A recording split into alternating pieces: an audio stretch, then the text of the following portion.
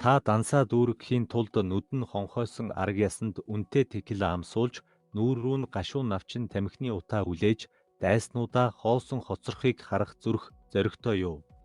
Мехико хотын Тепито шиг дизель түлш шатсан хүчний үнэр хамар цоргисон харанхуй гудамжинд мөнгө бол зүгээр нэг тоо биш. Энд мөнгийг цус хөлсөөр тижээж байхгүй бол дороо зугтчихдаг өлсгөлн чөтгөр гэж үздэг.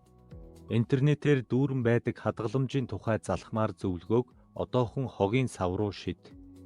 Энэ улсад баяжих гэдэг бол ам өрссөн тулаан зан үйлүүд нь таны цусыг царцааж мэдхээр аимшигтай. Хэрв та сонраа захын харанхуй буланд хөл тавьвал савхин куркатай залуус багц песого хатаасан бяцхан шувууны сэгэнд үрж дээрээс нь хурц үнэртэй ус цацаж байгааг харна. Тэд үүнийг мөнгийг хуруунаасаа салгахгүй наах гэж хийж байгаа хэрэг. Тэд ирээдүйдээ хадгалдаггүй, харин хаашаач зугтахад бэлэн байгаа зэрлэг араатныг өөртөө дасгаж байгаа нь тэр. Мехикогийн гудамжны акулуудын хэнд ч хилдэггүй нууц бол мөнгийг уйдамтгай амьтан шиг үзэж, үргэлж хөдөлгөөнд дарамт дунд байлгах ёстой гих дүрм. Улаан лагны дүл сүүмэлзэх Санта Муэрте буюу үхлийн бурхны нууц тахилын өмнө хүмүүс залбирах гэж биш, харин цусан гэрээ хийж наймаалцах гэж ирдэг. Тэд хар тамхины утааг мөнгөн дэвсгэрт рүүгээ шууд үлээж, тэр мөнгөө үхлийн бурхны барьсан хүйтэн хадуурын эрэнд өрнө.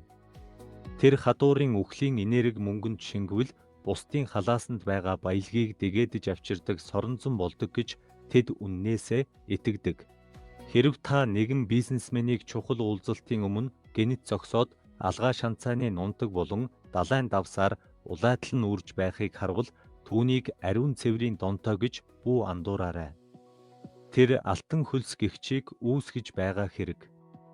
Энэ бол түүний хүрсэн баялаг бүхэн арсны нүх сүвээр нь эргээд гоожихгүй байхыг баталгаажуулсан физик хаалт юм. Баялгийг зөвхөн хүрэлцэх мэдрэмж зэрлэг хүсэл зоригоор л барьж тогтоодог гэдгийг тэд маш сайн мэддэг. Бүр хүнд гарын засмал замын доор нуугдсан зан үйлүүд ч бий. 3 өөр төрлийн 7 төмөр зоосыг шилэн савнд хийж дэлгүүрийнхээ үүдний босгоны доор гүн ухаж булдаг заншил энд хууль шиг үйлчилдэг. Гэхдээ хамгийн шоконд оруулам зүйл нь тэр зооснууд шударгаар олсон мөнгө байж болохгүй. Улгайлсан эсвэл гудамжнаас санамсаргүй олсон зоос хамгийн хүчтэй энергитэй байдаг гэж үздэг. Учир нь тэр мөнгө аль хэдийн хорвоог хурдтай залмихтэйгээр туулж ирсэн учраас асар их чичиргээ тээж байдаг. Хэрв таны мөнгө нэг газраа хөдөлгөөнгүй байвал тэр үхэж байна гэсэн үг. Тийм учраас зах дээр том наймаа хийснийхээ дараа эцэд нь жижиг зооснуудыг гудамжны шавар руу шидэж байгааг та харна. Энэ бол буян биш, харин дараагийн том олз аль хаалгыг тогшхоо мэддэг байхын тулд гудамжны сүнснүүдэд өгч буй хахуйл юм. Сүүдрийг хооллож байж халаасан дах алтны гялалзах туяаг хадгалж үлддэг ер бусын эргүүлэг энд өрнөдөг.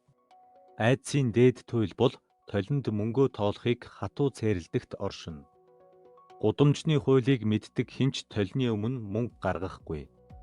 Толины тусгал мөнгөний сүнсийг хоёр хувааж таны хөрөнгийн талыг нь сүнсний ертөнцийн хар нүх рүү аваад явчихдаг гэж тэд тангаргалдаг. Таны гарт үлдэх зүйл бол ердөөл анхны асуудал тулгархад ууршин алга болох хоосон зэрэглээ юм.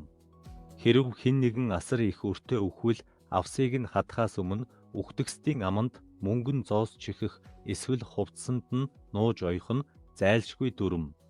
Энэ бол нөгөө ертөнцид хэрэглэх мөнгө биш, харин өрийн сүнс амьд хүмүүсийн ертөнцид эргэж эрен гэр бүлийнх нь банкны дансыг сорж дуусгахаас сэргийлсэн ам таглах хахуйл юм.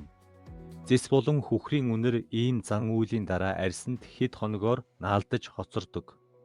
Гаднаас харахад галзуурал мэт боловч эндхийн акулуудын хувьд энэ нь валют гэдэг зүйл төөрсөн сум шиг тогтургүй газарт амьд үлдэх цорын ганц арга юм.